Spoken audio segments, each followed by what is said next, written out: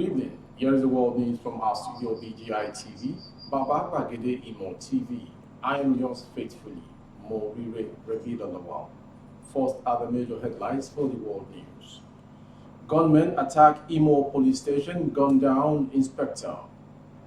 9 missing policemen return to camp after ISWAP attack. I will leave Nigeria if Tinubu emerges president, Bode George. Romani, should Dowen College be open for students to write terminal examinations? Man, 24, remanded for defiling a minor. Man forcefully had sex with 3-year-old daughter in Bauchi. And to foreign story, French teachers go on strike over handling of pandemic. And to sports, blame individuals, not their religions, when they commit crimes. Football athletes. And to the Nigeria versus Sudan match, Sudan players vow to shot on the pitch, the match shuttles. Now the news in details. The Imo State Police Command has confirmed an attack on Imbidi Divisional Police Headquarters in the state by hoodlums, killing an inspector. The police public relations officer in the state, Michael Abatam, who confirmed the attack, said the incident occurred on Friday when hoodlums invaded the station with sophisticated weapons. According to the PPRO, officers at the station engaged the hoodlums in the gun duel, adding that the assailants were repelled almost immediately. He noted that the command subsequently launched an aggressive manhunt of the hoodlums with the aim of arresting them, as they may be able to run far due to huge damage done to them. The statement read in part, the officers engaged the hoodlums in the gun duel. In the process, the attackers were suppressed almost immediately, having suffered a huge defeat. With a number of them sustaining various degrees of bullet wounds, they retreated and escaped in the Toyota Hilux vehicle that came with, and were given a hot chase by the operative of the police. However, in the course of the attack, a police inspector lost his life while another sustained minor bullet injury on his hand. 8 killed as hoodlums attacked police headquarters in Imo. 9 police instructors reported missing after scores of Islamic State West African province fighters attacked the police mobile force training college, Limankara Gozo, Borno State, have returned to their camp. A senior police officer confirmed to correspondent that the men, who were earlier believed to have been abducted by the insurgents, found their way to the camp on Saturday.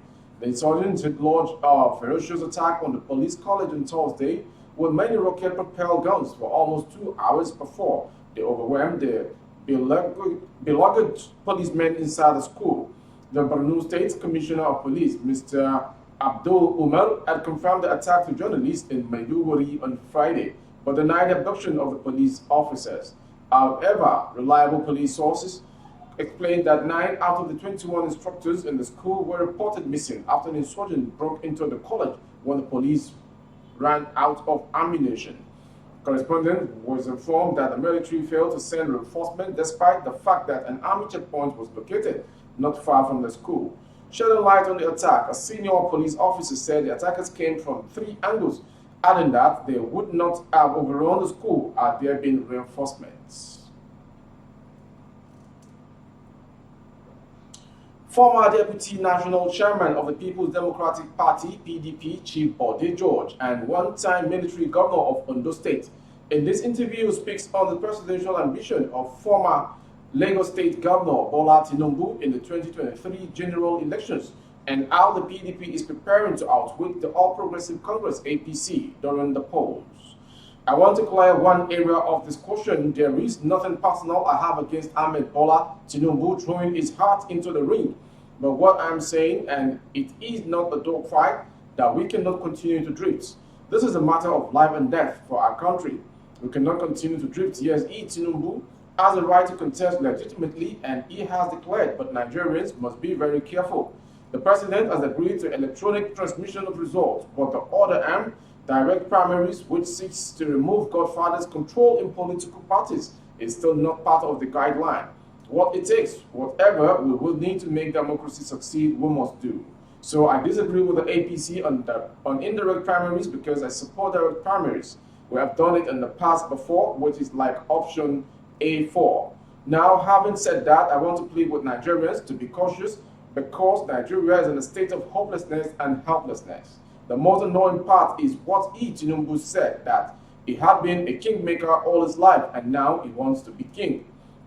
Let me remind you, Tinubu, because he's a Yoruba man in my part of the world, kingmakers are called Afobaje. When you are a kingmaker, you do not throw yourself in the ring and you say you want to be king. So by saying publicly that he is a kingmaker and now he wants to be a king, it is a fallacy. As Nigerians, we must challenge and x-ray anyone who throws his heart in the ring because you come out to campaign. You tell people to trust you with the resources of the country for the betterment of the people.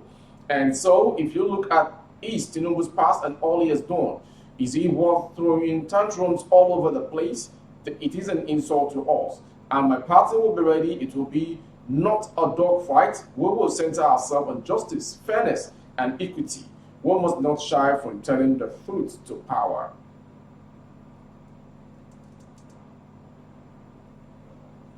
A 25-year-old man has been remanded at Abolongo Correctional Center, Oyo Town, for forcefully having a carnal knowledge of a 17-year-old girl.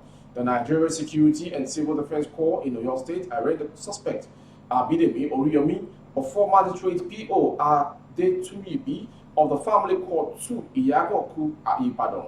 The state public relations officer of the NSCDC, Oluwole Olusegun, in a statement on Friday said the suspect was charged with rape after the completion of investigation by the Anti-Human Trafficking and Children Prosecution Unit of the command. He said the court was told that Oriyomi filed the 17-year-old inside a bush along the Ibadan-Oyo Expressway on December 4, 2021. The case with charge number MIFC-60 revealed that the suspect allegedly committed an offense contrary to Section 34(1) and punishable under Section 34(2) of the Oyo State Child Right Law 2006. He said a magistrate adjourned the case to March 3rd and ordered Oriyomi's remand till then.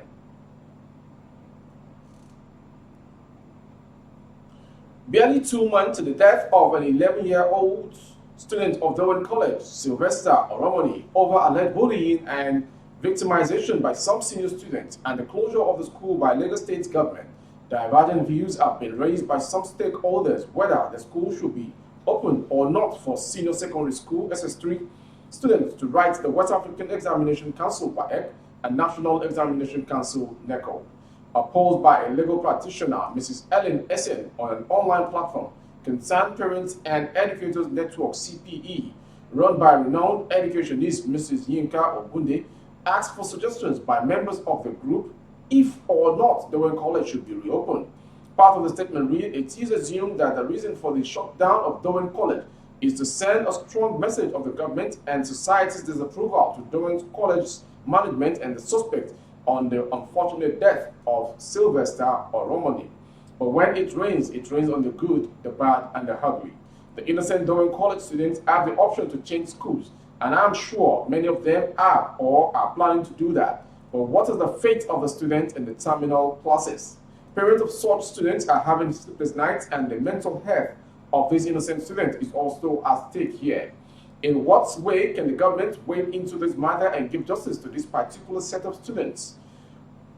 What do you suggest that the parents of the innocent students in the terminal classes who are preparing for IGCSE and WASC in a few months do in the circumstances? Put yourself in their shoes and kindly share your candid opinion here, Mrs. Asian posted.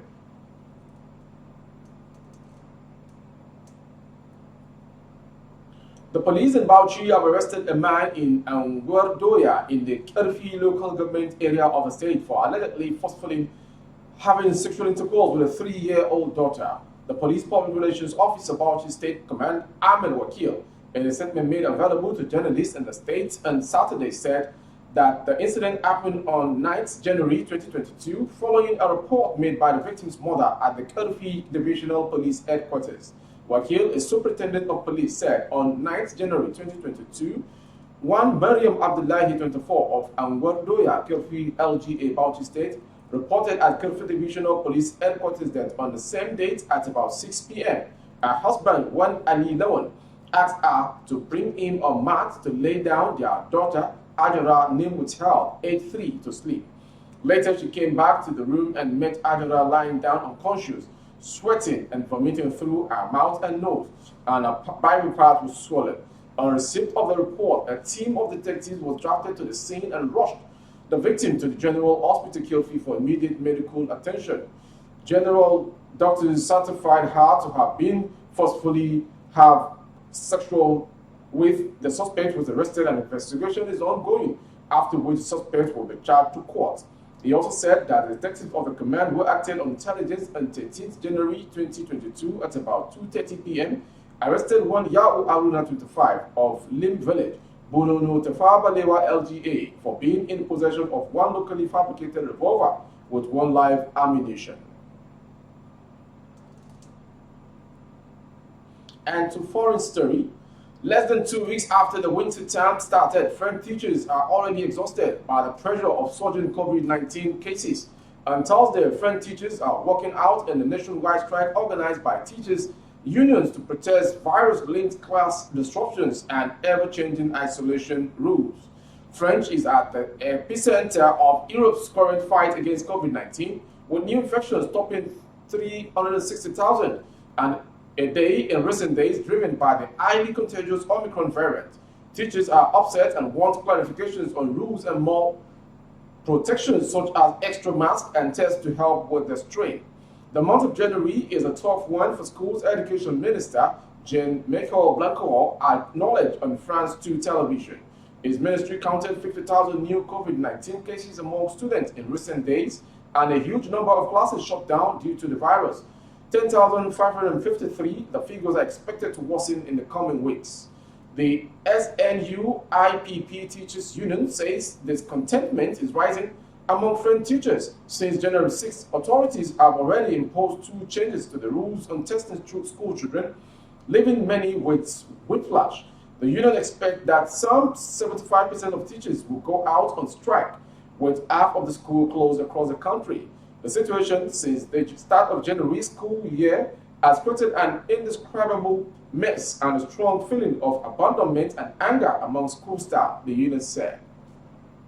You are watching the world news from BGI TV, and before we call it a wrap, 2 more sports stories to go. Nigerian footballer Abba Bichi has advised his followers to desist from blaming religion when an offense is committed. Bichi, who plays for Yingpu Chagoy FC in China, took to his Instagram page on Saturday to slam those who blame terrorism on Islam. He mentioned that if people called all Muslim terrorists, that means they were sharing the earth with 1.9 billion terrorists. The footballer wrote, "Learn to blame the individual, not his religion or tribe. If you call the whole religion of Islam as something which is working the world, then imagine sharing the planet with 1.9 billion people with the same intention. Does it make sense? Rather, if a Muslim commits a crime, blame him alone and leave the whole religion out of it. Likewise, Christianity, same rule applies. Call out the individual for his mistakes and leave his religion out of the matter." Now, finally, concerning the widespread wishes for the victory of Super Eagles against Sudan, Sudan players have threatened to shock Nigeria by ensuring that they grab the 3 points in today's Africa Cup of Nations encounter against Nigeria. Nigeria and Sudan will meet on Saturday today at Rumda Ajia Stadium in match day 2 of Group D of AFCON in Cameroon. Nigeria Super Eagles entered the match on top after defeating Egypt 1-0, while Sudan's Jaden Falcons have 1 point from the goalless draw with Guinea-Bissau.